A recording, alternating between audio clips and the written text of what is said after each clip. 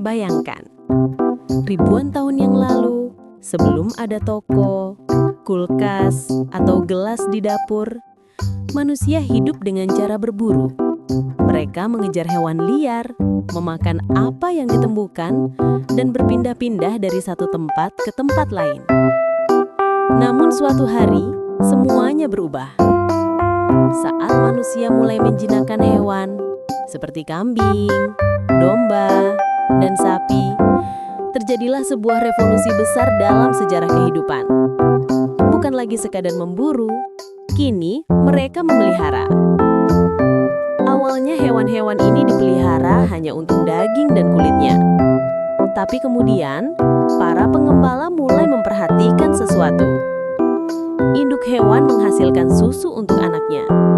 Sebuah cairan putih yang kaya nutrisi, penuh energi, dan menjadi sumber kehidupan bagi anak hewan.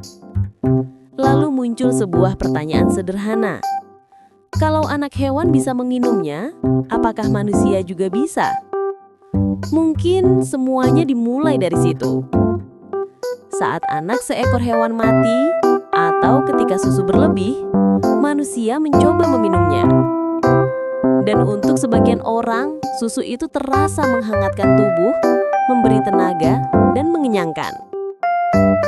Namun tidak semua orang bisa minum susu.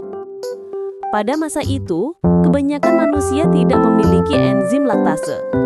Akibatnya, perut mereka kembung, sakit, bahkan diare. Tapi kelompok manusia yang hidup berdampingan dengan hewan ternak justru beradaptasi.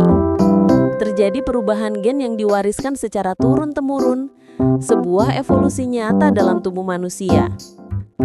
Dari sinilah susu mulai menjadi bagian hidup manusia. Namun ada masalah, susu cepat basi. Maka manusia mulai bereksperimen.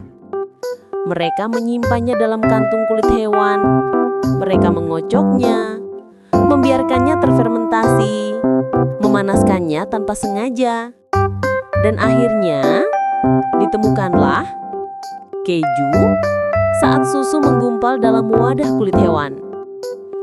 Yogurt saat susu dibiarkan berkembang bersama bakteri alami. Mentega saat susu dikocok hingga lemaknya memisah.